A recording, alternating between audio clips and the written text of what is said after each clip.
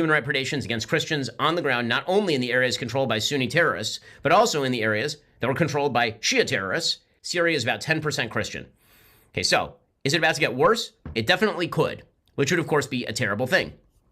And then you have the question of what Bashar al-Assad was doing to the country, which is killing hundreds of thousands of people, using everything up to and including chemical weapons. Well, he's gone now, and Israel has been striking a lot of the chemical weapons depots to prevent them from falling into the hands of the new rebel alliance over here.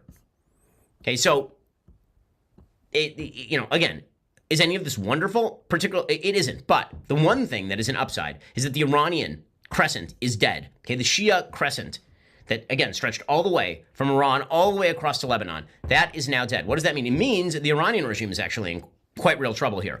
All of their biggest proxies are gone. Hamas, gone. Hezbollah, gone. Assad, gone. That means the Shia influence game is beginning to wane. It's beginning to end. The Houthis are basically isolated down there in Yemen.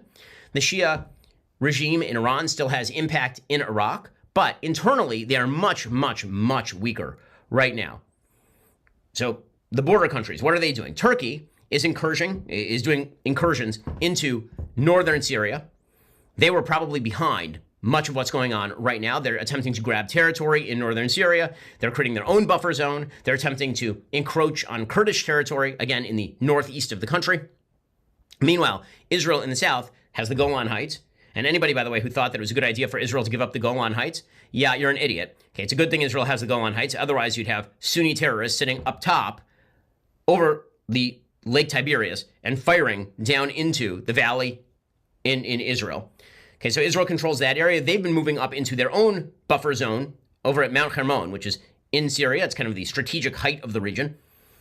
Okay, meanwhile, again, you have the Syrian government, which has now abdicated. They are turning over control to this rebel alliance. Unclear exactly what's going to result. Because, again, you still have all of these players on the ground who are fighting one another. They may be united against Assad, but now Assad is gone. So Assad's family is out. The rebels, again, arrived in Damascus. Meanwhile, you have the Kurds who are still controlling a large swath of territory. What does it really mean? It means that Russia is weak. Iran is weak. These were paper tigers. And their attempts to invade Ukraine and invade Israel, respectively, those went really poorly for them. What you are watching is the complete collapse of the Russian-Iranian alliance in Syria, and it is indicative of the interior weakness of these countries, which is something to remember going forward. President Biden said this is the first time ever either Russia nor Iran or Hezbollah could defend a foreign regime in Syria. This is the direct result of the blows Ukraine and Israel delivered. This is what he said in a statement.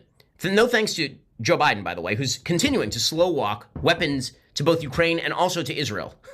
So if it had been up to Joe Biden, presumably those allies never would have been properly armed. But it is a very good thing and indicative, again, of the weakness of Russia and Iran, what has happened in Syria. Now, net, I think it'll probably be a good thing, but there are no great things in the Middle East. It just doesn't exist. A lot of bad people in a lot of areas in the Middle East.